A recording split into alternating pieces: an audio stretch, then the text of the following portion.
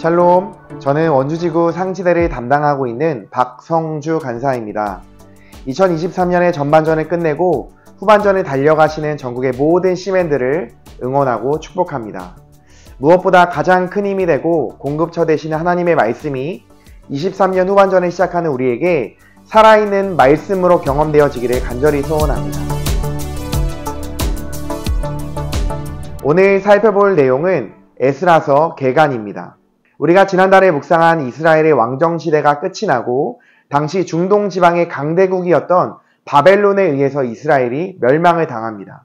그리고 시간이 지나면서 바벨론을 페르시아가, 페르시아를 그리스가, 그리스를 로마가 무너뜨립니다.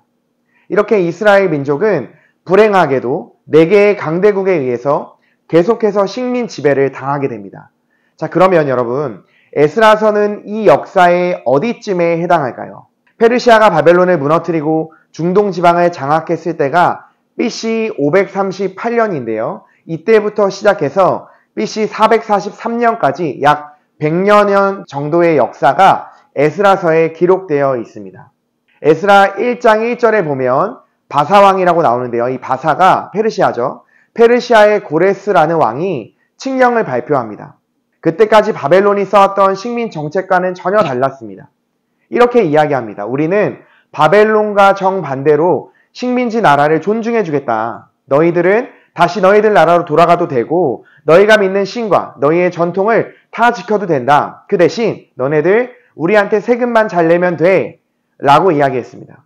여러분, 이렇게 완전히 해방된 것은 아니지만 이스라엘 사람들이 고국으로 귀환해도 좋다라는 약간의 자유를 얻게 된 것입니다. 그래서 에스라에서는 스룹바벨을 중심으로 한 1차 기한이 1장부터 6장까지 기록되어 있고 에스라가 주도한 2차 기한이 7장부터 10장까지 기록되어 있습니다. 여러분, 에스라서의 주제는요, 성전 재건입니다. 스룹바벨이 1차 기한을 하면서 성전 재건을 했는데요. 우여곡절이 굉장히 많았습니다. 특히 4장에서는 방해하는 세력 때문에 성전 재건이 중단되는 사건을 다루고 있습니다. 그런데 4장 6절부터 23절까지 갑자기 나중에 훗날 느헤미야가 성벽 공사를 하는데 성벽 공사를 방해하는 이야기가 중간에 삽입되어 있습니다. 성전 재건의 중단 과정에서 갑자기 한참 뒤에 성벽 재건을 방해하는 이야기를 넣은 이유는 이스라엘 정착을 방해하는 일들이 그때도 있었고 지금도 끊임없이 일어나고 있음을 보여주는 것입니다. 이처럼 우리의 믿음의 삶에도 사단의 끊임없는 공격이 있습니다. 그러나 대장 되시는 예수 그리스도가 우리의 앞장서 가신다라는 사실을 기억하시기를 바랍니다. 방해가 있었지만 결국 성전 재건을 완성하신 것처럼 우리 믿음의 삶도 승리로 이끄실 것을 믿으시면 좋겠습니다. 그 이후 우리가 눈여겨봐야 하는 것은 성전 재건이 되고 약 60년이 흐른 뒤에 에스라가 돌아왔다라는 부분입니다. 이미 성전 건물이 세워졌습니다. 그러면 다 된 거 아닌가? 라고 생각할 수도 있겠지만 그렇지 않습니다. 에스라가 왜 돌아왔을까요, 여러분? 에스라가 돌아왔을 때 일어난 일들을 좀 살펴보면 알 수가 있는데요. 무슨 일들이 있었죠? 사람들의 죄가 드러났습니다. 이방 여인과 통혼한 사람들이 그 죄가 드러난 것입니다. 이에 에스라는 옷을 찢고 울며 죄를 자복합니다. 사람들도 하나님의 말씀으로 말미암아 떨며 크게 통곡합니다.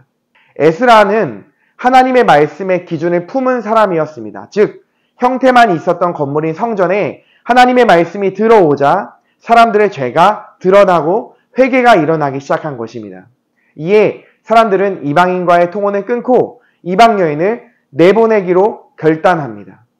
그런데 생각해보면요, 이스라엘이 멸망하고 바벨론의 포로로 끌려간 이유도 사실은 이방인들과 통혼하고 우상을 섬겼기 때문이었거든요. 그렇게 포로 생활 70년이라는 형벌을 치르고 돌아왔음에도 불구하고 지금 똑같은 죄악을 다시 한번 저지르고 있는 것입니다.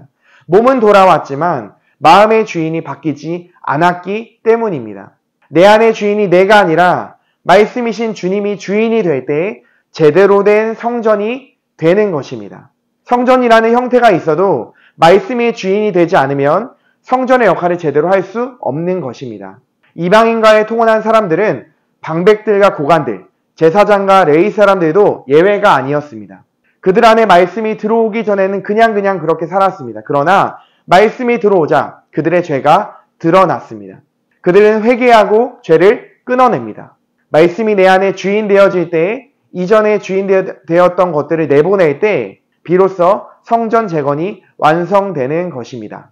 2023년의 후반전을 시작하는 여러분, 우리의 믿음의 삶이 쉽지 않겠지만 결국 성전을 제대로 세우시고 완성해 가시는 주님을 에스라서를 통해서 발견해 가시기를 간절히 소원합니다.